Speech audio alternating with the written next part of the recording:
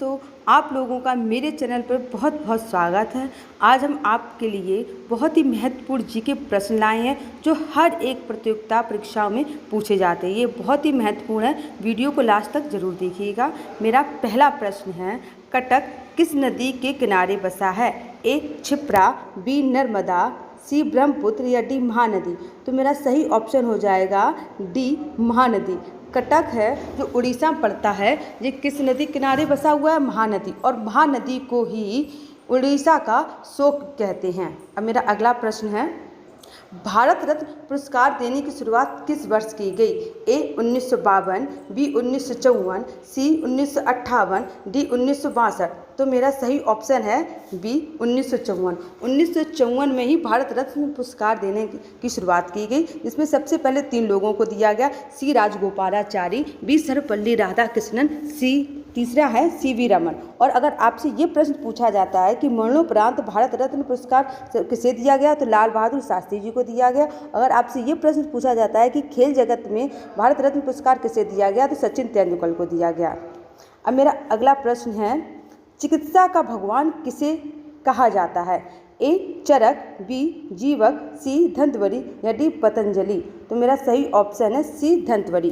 धंतवरी जी को ही चिकित्सा का भगवान कहा जाता है और आरोग्य का देवता भी इनको ही कहते हैं, क्योंकि इन्होंने औषधियों में बहुत ही उपलब्धि हासिल की थी। इन्होंने बहुत ही औषधियों खोज की थी, इसीलिए चिकित्सा का भगवान इन्हें ही कहा जाता है।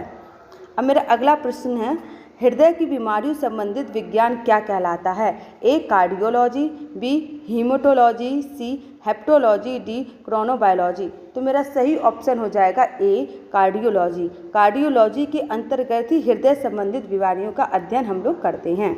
अब मेरा अगला प्रश्न है, निम्न में से कौन एकमात्र ऐसा जीव है जो सूर्य की तरफ देख सकता है? ए बाज, बी चील, सी चूहा, डी हाथी। तो मेरा सही ऑप्शन हो जाएगा बी चील। चील ही एक ऐसा पक्षी है जो सूर्य की तरफ देख सकता है। अब मेरा अगला प्रश्न है, नटराज मंदिर कहाँ पर स्थित है? ए हैदराबाद, बी भोपाल, सी शिमला या डी चेन्नई। तो मेरा सही आंसर हो जाएगा डी चेन्नई। चेन्नई में ही नटराज का मंदिर स्थित है, जो चेन्नई कहाँ पड़ता है? तमिलनाडु में पड़ता है। अब मेरा अगला प्रश्न है, राष्ट्रीय झंडा अपनाने वाले प्रथम देश कौन है? ए भारत, बी डेनमार्क या सी अमेरिका या बी जर्मनी। तो मेरा सही ऑप्शन हो जाएगा बी डेनमार्क। डेनमार्क ही प्रथम देश है जिसने राष्ट्रीय झंडा पहले अपनाया था। अब मेरा अगला प्रश्न है, आगरा के जामा मस्जिद का निर्माण किसने कराया था? ए गोहन आरा, बी रोशन आरा, सी मेहरुनिसा या डी जहां आरा। तो मेरा सही ऑप्शन हो जाएगा डी जहां आरा। जहां आरा ने ही आगरा की जामा मस्जिद का निर्माण कराया था। आगरा की जामा मस्जिद एक विशाल मस्जिद है। इसको शाहजहां की पुत्री का ही नाम था, जहां आरा बेगम। इन्होंने ही जामा मस्जिद का निर्माण कराया था। अब मेरा अगला प्रश्न है, द्वितीय ताजमहल के रूप में किसे जाना जाता है? ए बीबी का मकबरा, बी जहां आरा का मकबरा, सी मुमताज़ का मकबरा या डी रजिया सुल्तान का मकबरा।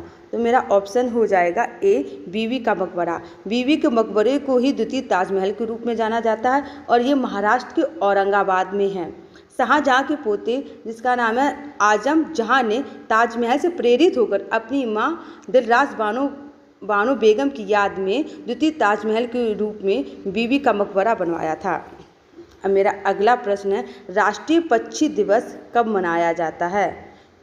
ए 6 सितंबर, बी 8 अक्टूबर, सी 12 नवंबर या डी 16 जनवरी। तो मेरा सही ऑप्शन हो जाएगा सी 12 नवंबर। 12 नवंबर को ही हम लोग राष्ट्रीय पक्षी दिवस मनाते हैं। ये डॉक्टर सलीम अली का जन्म दिवस के रूप में हम राष्ट्रीय पक्षी दिवस मनाते हैं। ये विश्वविख्यात पक्षी विशेषज्ञ और प्रकृतिवादी थे। अब मेरा अगला प्रश्न है, विश्व पर्यावरण संरक्षण दिवस किस तिथि को मनाया जाता है?